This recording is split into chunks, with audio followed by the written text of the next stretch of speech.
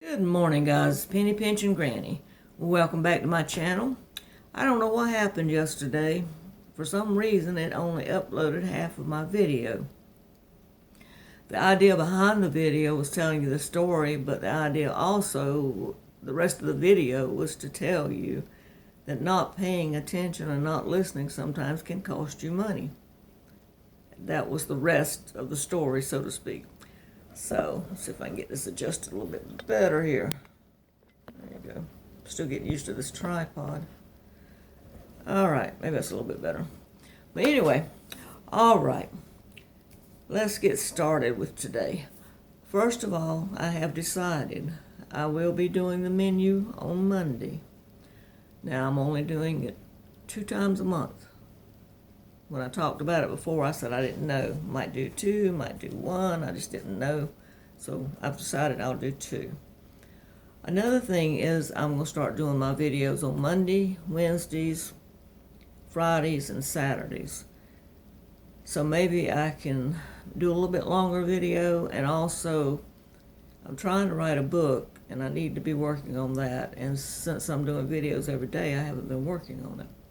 So I need to start working on it because my son's waiting patiently so he can publish it. So hopefully that will happen by the end of the year. We just don't know. I hope so. But anyway, that's one reason I'm cutting back. So Monday, Wednesday, Fridays, and Saturdays. Another thing is we're going to do mail call. Now, I had somebody say that they were bored by mail call. Well, I'm sorry if it bores you. I love mail call. I love hearing from you guys. So please, please don't stop your cards and letters. I love to hear from you. And if you're bored by the mail call, then I suggest that you just fast forward through the first couple of minutes of the video because that's all it takes. So I'm sorry if I'm boring you. Let's go over some mail. This one is from California. This one is from Minnesota. And I love this. I love all of them, but I love this. Someone in Texas made me a bumper sticker. My son is checking on actually making some bumper stickers and keychains that we might be able to sell if you guys would be interested. Someone sent me another Gordon Moat CD, which is fine because now I've got one for the car and the house. Thank you. And then this one came from Texas. And someone sent me, let's see, you'll recognize your handwriting, map and pens. So now I've got a couple maps and pens. I just got to get the boards to put behind it, or a thick cardboard, one or the other. I want to give a shout out, and I hope I'm not butchering her name, to Mikami in Israel. Her and I have been writing back and forth through email. I love talking about the old cities, and she happens to live in one of them. And it's just fascinating learning stuff from her. So, hey, Mikami, like I said, I hope I'm not butchering your name. And I also have tried to email this person. Now, I'm not going to name your name, but I'm going to put my email. Well, I'll just tell you my email. It's pennypinchinggranny@gmail.com. I have tried sending you an email 2 or 3 times. It keeps coming back saying the address is wrong. You have a son named John, an adult son. You know who you are. So please, I'm not neglecting you. I just can't get it to go through. All right, there was something else. Oh, yeah. I have had a lot of trouble with pain lately. I mean, I am to the point of tears at night. I am hurting so bad. And yes, I am on medicine, but it's just not working. Someone has suggested Moringa powder, and I had bought the Moringa powder a while back. And I bought the powder, not the capsules, because the idea was to sprinkle it on salads and so forth. But I keep forgetting to do that. So, my question, I know there's some nurses watching, is what is the smallest capsule? I need to buy some capsules to put the powder in. What is the smallest capsule? I don't know if the 000 00 is the smallest or if that's the largest. I'm assuming it's like batteries, and that's the smallest. So if somebody knows, please put it in the comments below and let me know which is the smallest, so I can start taking it on a regular basis to see if it will help my pain.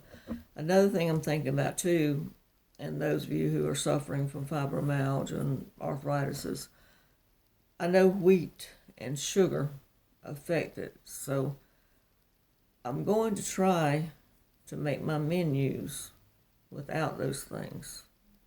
I don't know how well I'm going to succeed, but I got all you watching me, so maybe that will be encouragement for me to do better at it.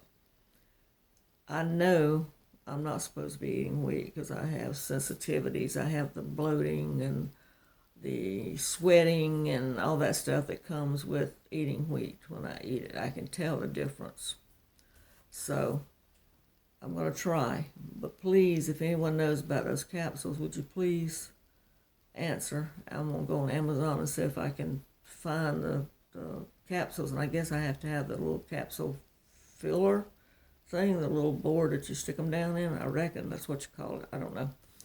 But anyway, don't leave me. We're going to talk about car maintenance. And I know you ladies are saying, oh, why? I was married to a mechanic, and I learned about car maintenance. And I have, after my divorce, I have changed oil, I have flushed the radiator, I have changed tires, I have put in clutch cables, I have changed plugs, I have changed wires. When the cars had distributor caps, I've changed distributor caps, I have put in fuses, I have changed different lights on the car. Now I'm not able to, but I do know how to. Let me get some more water. My mouth is so dry. Allergies and allergy medicine. But the reason I thought about doing this on car maintenance was I was thinking about a friend of mine. Her husband bought her a new car.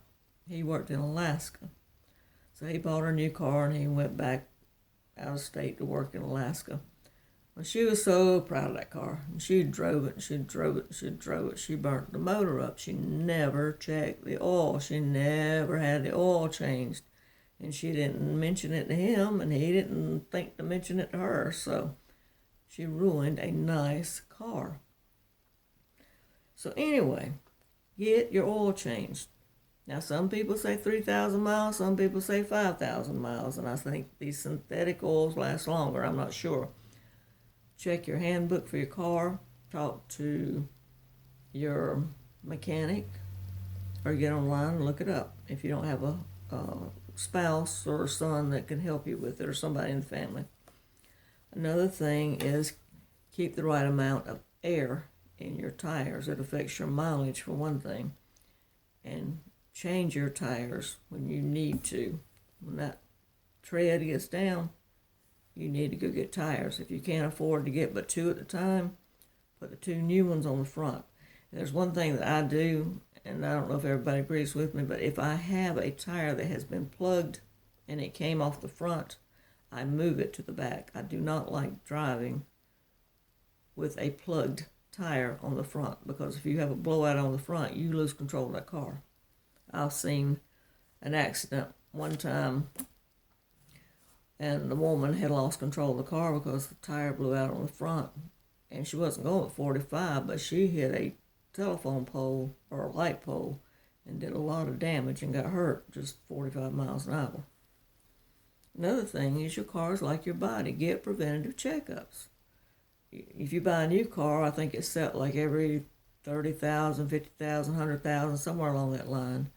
But just get a preventative checkup. Get them to check all your fluids, your tires, your belts, your hoses, and so forth. It usually doesn't cost that much.